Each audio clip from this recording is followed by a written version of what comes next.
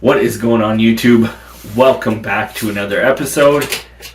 Today I am here with my wife, and we thought it would be fun to do a podcast type of video where we kind of ask each other some questions and just snowball some answers off each other, and really get to know what our thoughts on all of these different questions is going to be.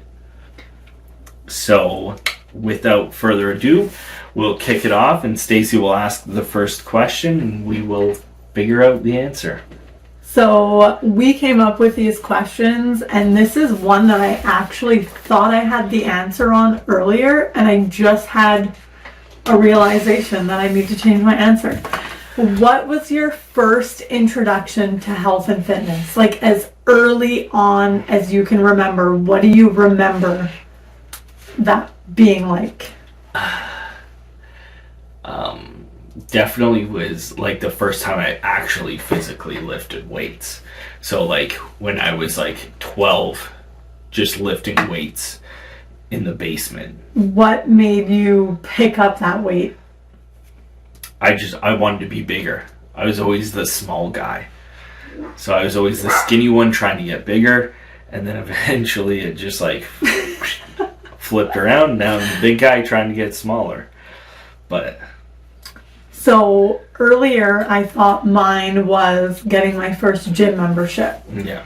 And that was a peer pressure thing I had never thought of until the day I went with a friend and we got our first gym memberships. But I vividly remember going to aerobics class with my mom when I was like 4 years old. That's so hilarious. So like 1995 aerobics. That's awesome. Yeah. I thought it was the high school gym membership, and then I realized it was much sooner than that. That's so funny. So what does being fit mean to you? Ask me back when I started lifting, and I would have thought it was like to be an athlete, to be like extremely fit, like fitter than like your average person could possibly be. Like aesthetically. So like aesthetically and like just athletically, like professional athlete level, like physical attributes would be like fitness. Now I feel like fitness is like being able to do daily tasks pain-free. Like no restriction of like mobility, like shortness of breath, or like just like pain and achy. Yeah. Like it was like it's literally like just like not feeling like when I need to reach down and pick something up. So the example I had in my head, and I think of this every single year, probably on the same day because I'm always last minute, sitting on the living room floor wrapping Christmas presents for like an hour and then trying to get up off the floor after. I feel like I'm gonna die. And it's that moment where I'm like, oh my god, I have to work on my mobility. Yeah. Oh, I shouldn't be this out of shape. It's like that same time every year, and it's wrapping gifts. And you said like just those daily moments pain-free. Yeah. So I think that's pretty bang on. Honestly, some days like I go to put my pants on and I'm like, oh my god. But like, yeah. I mean, you still give shoulder rides to all three kids. Mm-hmm. Regularly. Yeah. Like I still do physical things. Like I work out often. And like sometimes I'm just achy from my workout, but like, yeah, I don't know. The little things. It really is. Like it's so hilarious because like 20 years ago I wouldn't have even thought of it. I wouldn't have even been like, I don't need to worry about that because I'm just always gonna be awesome. Okay, so next and third question. This I felt like was really timely. Come here, Penny. So, what's your opinion on the like motivation is bullshit that everyone's talking about right now? Everyone says it's not, you don't rely on motivation. You have to be... Yeah, you have to be like, you have to just like be disciplined. Yeah. So that's your take? I 100% agree, because motivation will get you started, but if you have no true like underlying drive to do that task, so you will not develop enough discipline to actually... I have a new theory though. I feel like all this time that people say, what motivates you? How did you do it? What kept you motivated? I feel like there's like a miscommunication and people are just asking like, what was your reason? Like, what was your why? Yeah, sure. Maybe. Like, I don't think that when people say like, what keeps you so motivated? They're not asking for, oh, I'm scrolling pictures of other girls because that's what I want to look like. Like, that's such a superficial reason. You don't think that superficial reason is the motivation to a lot of people? I think it's the first layer of motivation. I don't think most people want that all the time. Yeah, but I think it depends what you define as motivation. Motivation is short-term feeling. So motivation is like, I wake up in the morning and I want to go for a run. And then my day happens and I'm skipping that run because why? I don't want to do that run. Like, like I don't want it bad enough to force myself to do it. I just give up. So by the end of that day, I've literally lost motivation. Whereas if you are disciplined and you're like, I'm running for the next 30 days. No matter every what. single day, no matter what. And then you wake up and you do it. And you wake up and you do it. And you wake up and you do it. Even though you know it sucks. Like, you know it's gonna suck. You know you don't want to do it, but you do it. Yeah. So like that's the discipline you want to build. Whereas motivation, yes, it'll get you into that thought. Like, you were motivated when you set that 30-day goal. Mm-hmm. But you weren't disciplined enough to act on it. You didn't like, it's like we talked about, like, you didn't obsess about it. Like, you weren't like, hungry. I need to do this. Like, this is something I need to do. Like, at some point you thought like it wasn't important enough and you just let it slip away. So importance is what gives you the motivation. So like what I was saying, I feel like people who say motivate, like what motivates you, I don't think they're looking for like, oh, I want abs. I think they're looking for more of like a deep reasoning. Oh. Or like, I want to lose weight. Yeah, but like I feel like though. What separates... Like, what does that matter? Though. So like, who cares about the person that's asking what motivates you? Because whatever motivated you and got you started is what worked. Like, that's what got you to where you are. Yeah. So like, when somebody asks you what motivates you, what do you say? Like, if I asked you what motivates you? It depends what for. Like, what motivates me to work out is just like believing that like I can be stronger, that I can be bigger. Like, that's my motivation in terms of that. Like, financially, I have different motivations. I have different expectations. Yeah. But like, the constant thought of that makes me want it and make like my hunger is building, and then it's gonna come to a point where it's like, okay, act. Yeah. You know, like you hit enough of those, and eventually you're want gonna it get bad there. enough, you'll get there. It's growing. Okay, next question. Your absolute favorite and absolute least favorite exercise. Least favorite would be lunges of any sort. Because lunges just wind me all the time. Favorite would be like, favorite's way harder to narrow down because like each body part has a favorite. Mm-hmm. So it's just a matter of like which body part is my overall favorite, you know? Like there's like even lunges, like I love lunges for a great leg exercise. Yeah. But I hate physically doing lunges because they're worth. It's going to like kill me. But I would say like my favorite would be like a squat.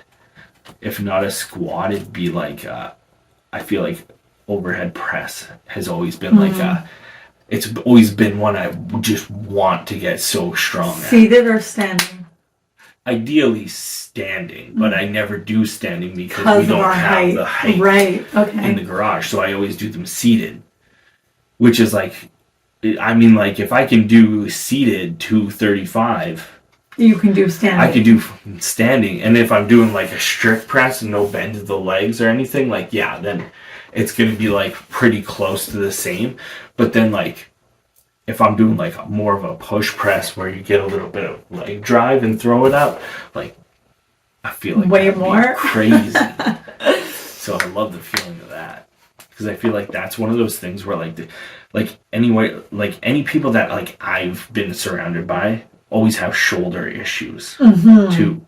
So everybody like all my brother, like everybody has like a weakness in the shoulder area for whatever reason. And so like I also have like a weakness, but like I train it so hard because I'm like, it needs to be better. It needs to be strong. Like I can't just admit that I have like bum shoulders. And it's been working because like I have a good overhead press. So my favorite I was kind of going back and forth, but I think it would be a squat. Yeah. My second favorite though would be a Bulgarian split squat, which I know everybody hates those. But to me, that's like, it's like the full body, working the muscles I want to work. I can work up the weight, but squat overall, 100% would be my favorite. Like if I were to guess for you, it would be a squat. What do you think my least favorite is? Hip thrusts. Pull-ups. Oh yeah, okay. Pull-ups. Okay, yeah. I hate pull-ups. I suck at them. Yeah. Hip thrusts are hip thrusts close. Hip thrusts you complain way more about, but at the same time, like it's because women's programs never have pull-ups in them. Yeah, and I feel like exactly. So like you're never in a situation where it's like I have to do pull-ups right now. Never. In this routine. Never. I skip hip thrusts.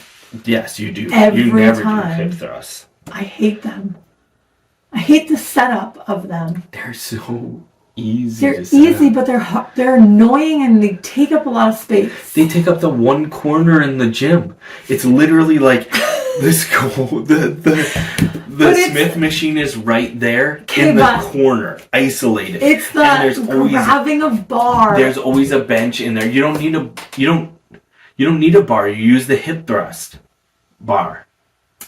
No, you're talking about the what's it called? The Smith machine. Yeah, it doesn't go low enough.